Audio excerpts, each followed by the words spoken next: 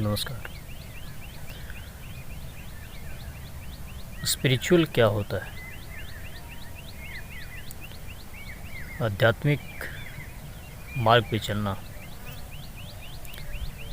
उसके साथ अपनी पूरे जीवन को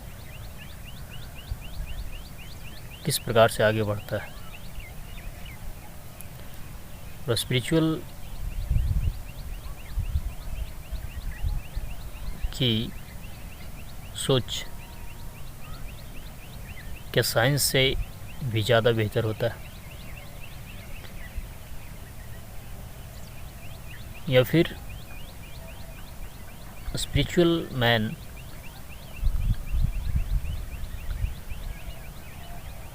पूरी वर्ल्ड में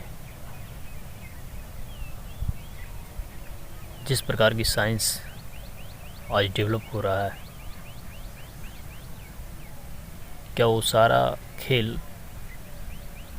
स्पिरिचुअल के द्वारा ही खेला जा रहा है? और क्या स्पिरिचुअल मैन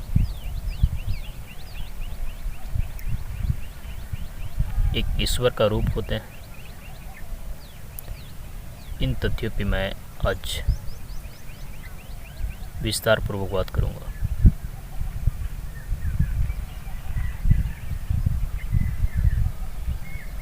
जो भी इस भारत में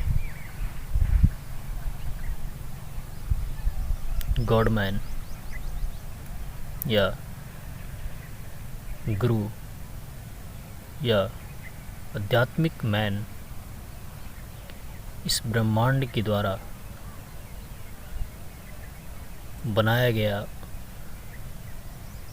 जिन्हें लोग ईश्वर का दर्जा दिए हैं, क्या वे सारे लोग वाकई ईश्वर थे, या फिर उन्होंने इस पृथ्वी पर एक असाधारण कार्यों को अपने हाथों में लिया? क्या इनकी महान कार्यों की वजह से उन्हें भगवान हम लोग कहते हैं, या फिर उन्होंने जीवन में एक मानव रूप में पैदा होकर भी एक असंभव कार्यों को कर दिखाया? क्या हम उसी मानव को आध्यात्मिक मानव कहते हैं, या हम उन्हें ईश्वर कहते हैं?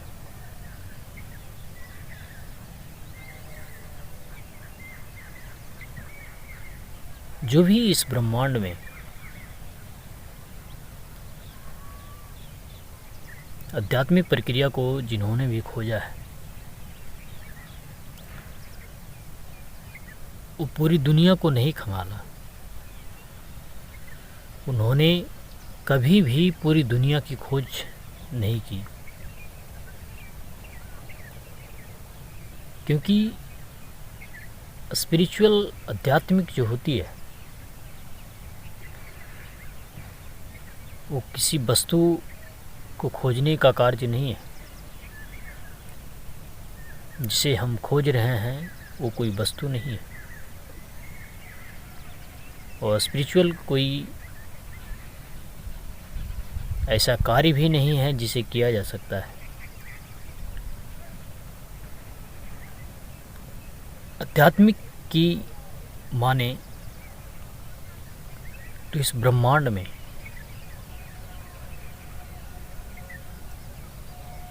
सबसे विस्फोटक और सबसे सूक्ष्म कोई प्रक्रिया है, वो है हमारा स्पिरिचुअल यानी आध्यात्मिक। आध्यात्मिक का मार्ग इतना सूक्ष्म है कि जिस भी मानव ने उसे पकड़ना चाहा तो उन्होंने उसे हाथों से गवा दिया है।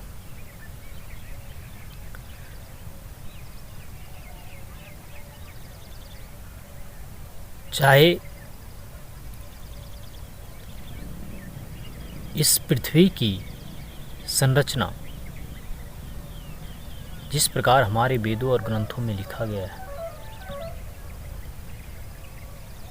कि तीन आत्मा ने इस पूरी सृष्टि का निर्माण किए हैं। उन तीन आत्मा का नाम है ब्रह्मा, विष्णु और महेश।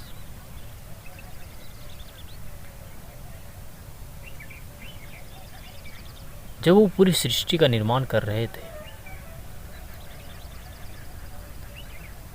तो सारी चीज़ों को अपने हाथों में ले लिया, लेकिन एक चीज़ मानव के ऊपर छोड़ दिया गया, वो था कर्म। कर्म ही सिर्फ मानव के ऊपर छोड़ा गया। सारा चीज़ उससे वापस अपने हाथों में, एक कुंजी जो होते हैं उन्होंने अपने हाथों में ले लिया। लेकिन कहते हैं ना कि मानव की सबसे बड़ी कुंजी क्या है। मानव किसी भी रास्ते को पाने के लिए सिर्फ और सिर्फ एक चीज़ पे वो यदि पूरी लगन के साथ काम करता है तो उसे ईश्वर से भी ऊपर दर्जा दिया जाता है। ग्रंथों में ऐसे हमारे बहुत मानव इस ब्रह्मांड में आए और उन्होंने ईश्वर से भी ऊपर अपने आप को जगह बनाया।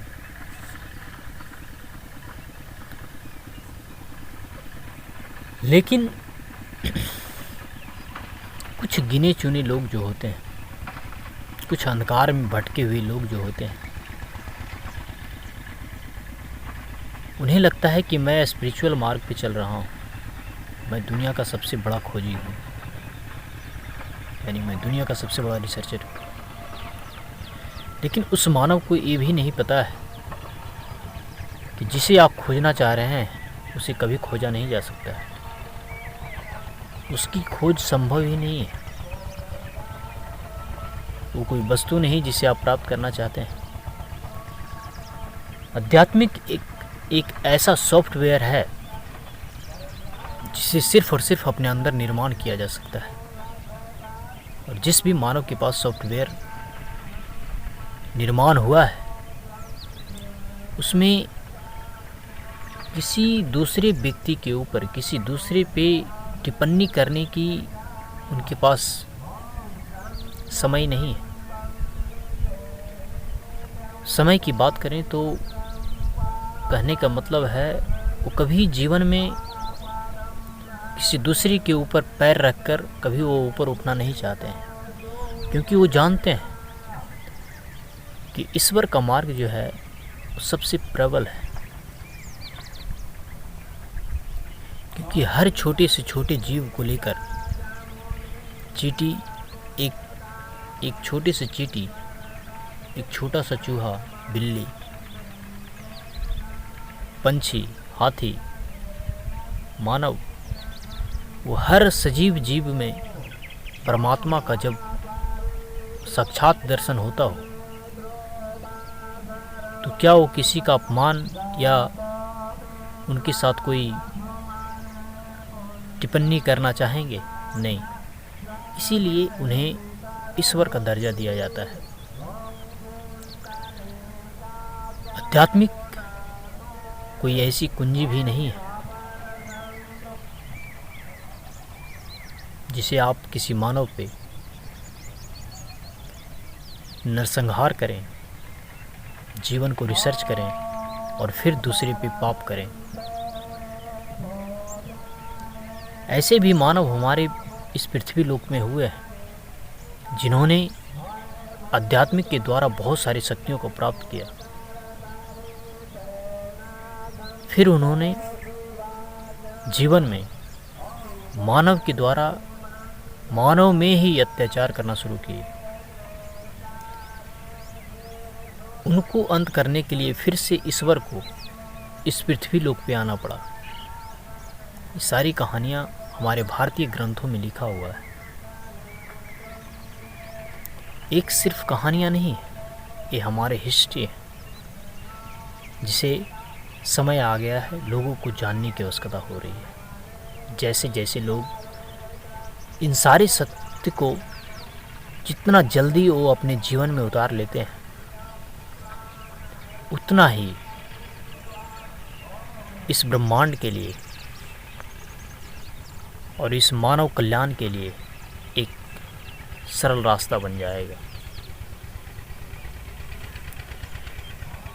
अब समय आ गया है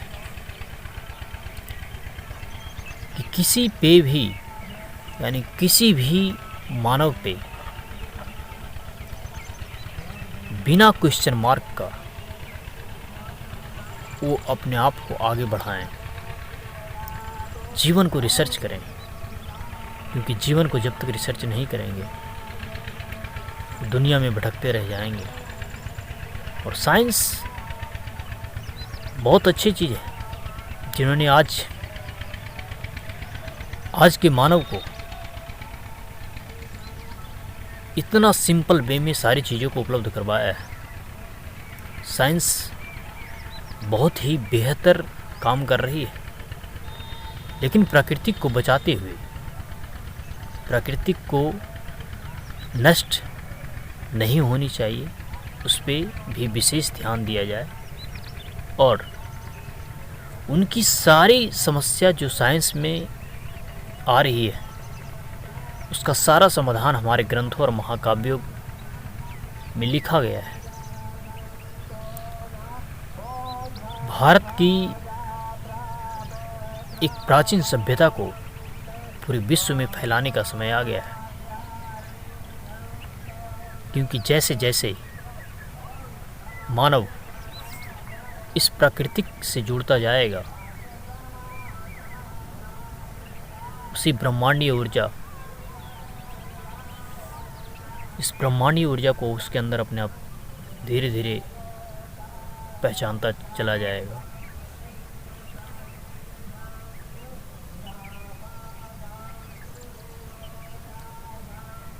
स्पिरिचुअल मैन में यही तो खामियां नहीं होती है,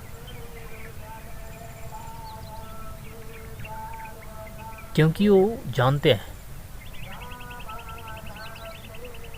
किसी भी व्यक्ति को जानने के लिए उनके पास सारी ज्ञानेंद्रियां पूरी तरीके से खुला हुआ होता है। जिसकी 6 इंद्रियां खुल जाए वो किसी भी वस्तु को स्पष्ट देख पाते हैं।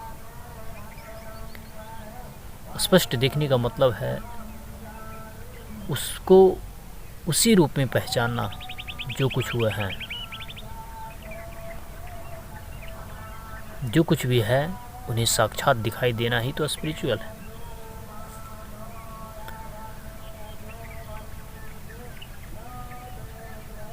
मानव की सबसे बड़ी खोज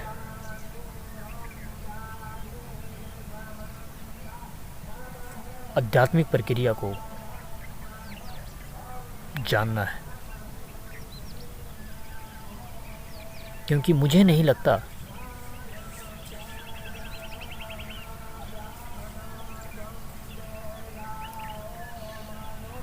कि जो पूरी ब्रह्मांड को देखने की क्षमता हर मानव में है, उसकी खोज भारत में ऐसे ऐसे महान आत्मा ने जन्म लिया और पूरी जीवन को अपने आप में रिसर्च करने के लिए पूरे जीवन को लगाया। और उन्होंने कई ऐसी महान आत्मा को बार बार लोगों को दिखाते रहे कि मानव की खोज कोई छोटी सी चींटी की भांति नहीं है। मानव एक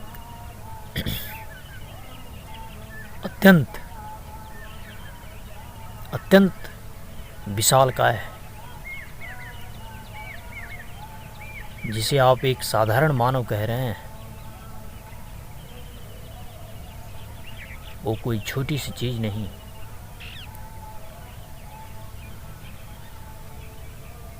this is the most complicated machines in the world. इसे आप किस रूप में उपयोग करते हैं, एक क्वेश्चन मार्क।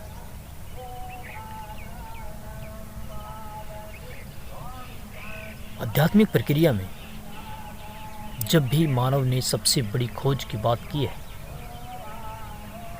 तो सबसे बड़ी खोज खुद को जानना होता है। जो मानव खुद को जान गया वो हर किसी को जान जाएगा। इसीलिए स्पिरिचुअल की इस सबसे बड़ी खासियत होती है।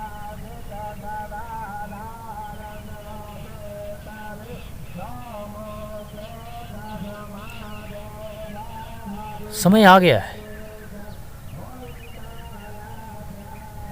जब पूरे विश्व को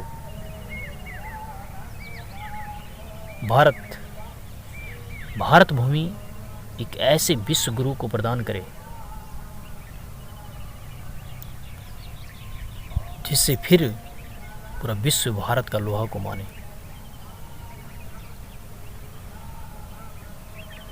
और वो भी जान पाएं कि विश्व का एक समाधान कोई करने वाला है, कोई मानव उत्थान की बात करने वाला है, वो सिर्फ और सिर्फ हमारा भारत का नाम आए। आपकी और हमारी जिम्मेदारी है कि हम अपने भारत को निर्माण करने के लिए कितना आगे आते हैं। क्योंकि यदि जब तक हम किसी दूसरे पे ब्लेम करते रहेंगे तब तक सिर्फ नेगेटिव की ओर जाते रहेंगे हम लोग। इसे जानना है और लोगों को पहचानना है।